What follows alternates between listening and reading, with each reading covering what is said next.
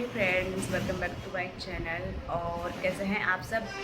I hope आप सभी बहुत अच्छे होंगे और अच्छे से अपनी पढ़ाई कर रहे होंगे। लेकिन मैं थोड़ी सी अच्छी नहीं हूँ। और जैसे कि मैं कल लाइव आई थी अपने दूसरे चैनल पर, तो मैंने बताया था मुझे टाइफाइड हो रखा है।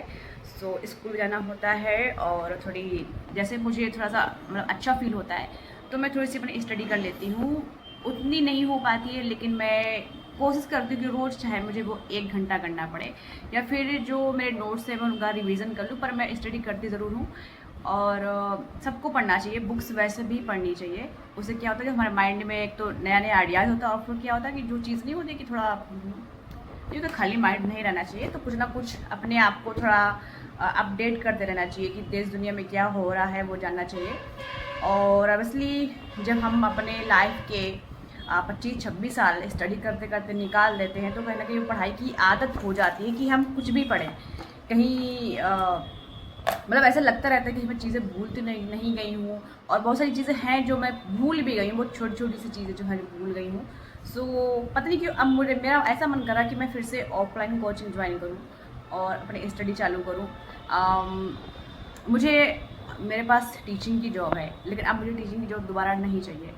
तो मे बी अगले साल या इस साल तो शायद मैं नहीं कर पाऊँगी, तो मे बी अगले साल मैं इस चीज़ की प्रॉपर प्रिपरेशन करूँगी एंड कोचिंग भी ज्वाइन करूँगी। लेकिन अभी मेरे पास टाइम नहीं है कोचिंग ज्वाइन करने का। ऑफलाइन मैं अपनी जॉब से लीव लेके प्रिपरेशन करूँगी क्योंकि मैं नहीं चाहती, क्योंकि मुझे जो जो अपनी लाइफ में करना है, जो जो भले मुझे उनमें सक्सेस नहीं मिले लेकिन मैं कोशिश करूँगी। मुझे ये गिल्ट लेके नहीं मरना है कि मुझे यार ये करना था मैं नहीं कर पाई।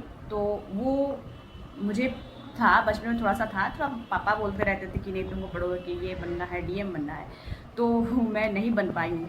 फिर भी मैं कोशिश करूँगी और क्या जाता है। और पढ़ाई कभी बर्बाद नहीं जाती है, वो पढ़ाई हो सकता है मैं अपने यूट्यूब चैनल पे आप लोगों की हेल्प कर पाऊँ अपने उस स्टडी से। सो आप लोग भी पढ़ाई ज़रूर करें। एंड आज मुझे थोड़ा हैप्पी फील हो रहा है, मतलब स्कूल के आने के बाद मैं थोड़ा सा सो लेती हूँ तो मुझे अच्छा लगता है। सो आज थोड़ा बेटर फील हो रहा है। और सुबह सुबह जब भी मेरी आँख खुलती है भयंकर मुझे फीवर होता है, उसी फीवर में मुझे स्कूल जाना पड़ता है और फिर मुझे जो होता है मेरे साथ वो मुझे ही पता है। और बस आगे नहीं बोलूँगी। चलिए, तो आज मैं अपने नौ पास हड़ताल का जो छोटे से नोट्स बनाए हुए हैं और यहाँ से क्वेश्चन पूछा जाता है। और पिछली बार भी मैंने दिया था, तो पिछली बार भी क्वेश्चन पूछा गया था, चिरांद पूछा गया कि चिरांद कहाँ पे, तो बिहार में है, लेकिन मेरा जो है वो गलत हो गया था क्योंकि पिछली बार भी मुझे टाइफाइड हो गया था। टाइफाइड मेरा पीछा ही नहीं छोड़ता है, पता नहीं क्या टाइफाइड को, मतलब जो साल्मोनेला टाइफी, उससे मुझसे क्या दोस्ती हो गई है कि वो हमेशा मेरे हाथों में घुस जाता है और बस फीवर फिर हो जाता है। तो आप लोग भी मेरे लिए प्रे करें कि मैं जल्दी से ठीक हो जाऊं और आप लोगों के लिए स्टडी ब्लॉग जो है बनाती रहूं और आप लोग को पसंद भी आते हैं। मैं देखती हूँ कि आप लोग बाकी जो मेरी ब्लॉगिंग है उसको नहीं देखते हैं इतना, लेकिन जब मैं अपने स्टडी ब्लॉग डालती हूँ तो आप लोग उसको बहुत अप्रिशिएट करते हैं, आप लोगों को पसंद आते हैं। तो अगर आपको स्टडी कुछ क्वेश्चन पूछना भी है या फिर आप जानना चाहते हैं कि मैं नोट्स कहाँ से बनाती हूँ तो वो भी आप कमेंट कर सकते हैं, तो मैं वो आप लोगों को बता दूँगी। एंड चलिए आपको अपने नोट्स दिखाती हूँ। हड़ताल के तो मैंने यहाँ पे खोज लिख लिया, जॉन लुबाक ने की थी। इक्वेशन में पूछा गया कृषि की जानकारी हुई, मानव को नवपाषाण काल से कृषि की जानकारी हुई थी। कृषि का प्राचीनतम साक्ष्य जो है वो संत कबीरनगर के लहुरा देव से हुआ था, जो कि यूपी में। लहुरा देव कहाँ है? यूपी। ये वाले स्थान जो है पूछ ले जाते हैं। और पहले जो कृषि का प्राचीनतम साक्ष्य वो मेहरगढ़ था, लेकिन अब क्या है, लहुरा देव है। अगर ऑप्शन में मेहरगढ़ और लहुरा देव दोनों रहेंगे तो आपको लहुरा देव ही करना है, ठीक है। ये क्वेश्चन जो है वो चेंज हो चुका है। चावल का प्राचीनतम साक्ष्य कहाँ है? वो भी लहुरा देव है। पहले कोल्डी हवा था, ठीक है, ये अब अपडेट हो गया है। अभी क्या हो गया, कोल्डी हवा हो गया, लेकिन पहला लहुरा देव था। एंड अगर विकल्प, ये मैंने लिख रखा कि अगर विकल्प में कोल्डी हवा लहुरा दोनों है तो आप लहुरा देव ही आंसर करेंगे। एंड नौपाषाण के अन्य स्थल जो थे वो थे बुर्ज होम और गुफ कराल, जो कि जम्मू कश्मीर में है। गाइज ये मिलान करने के लिए आ जाता है कि एक तरफ यह होता है राज्य और दूसरी तरफ में ये उनके स्थान लिए होते हैं। पिछली बार ये क्वेश्चन आया था। चिरांद बिहार में है, जो तो मेरा लगे क्वेश्चन गलत हो गया, बिहार भी मेरा गलत लिखा हुआ है, मतलब बिहोर हो गया है। कोल्डी हवा चोपड़ी मांडो और महेगरा ये यूपी में है। ये चौपड़ी मांडो पिछली बार आया था।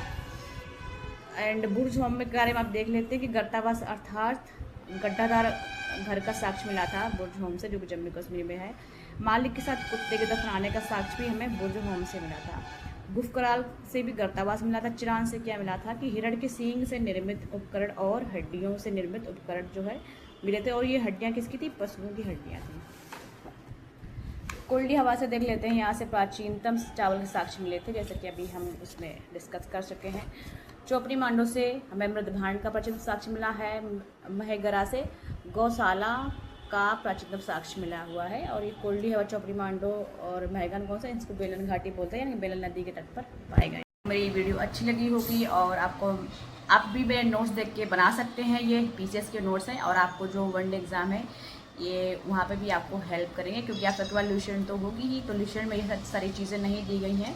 थोड़ा आप अपर लेवल है तो आप ये भी नोट्स बना सकते हैं मेरे साथ साथ, या मेरे नोट्स से आप वीडियो को स्किप करके बना सकते हैं, वीडियो को पॉज करके बना सकते हैं। आप भी अपने नोट्स बनाइए और अच्छे से प्रिपरेशन करिए। यूपीपीवी का भी एग्ज़ाम देखिए लगा हुआ है जून में, तो उसकी भी अच्छे से आप नोट्स बना के प्रिपरेशन करिए। अब तो रिवीजन का ही टाइम है, मई ही निकला जा रहा है।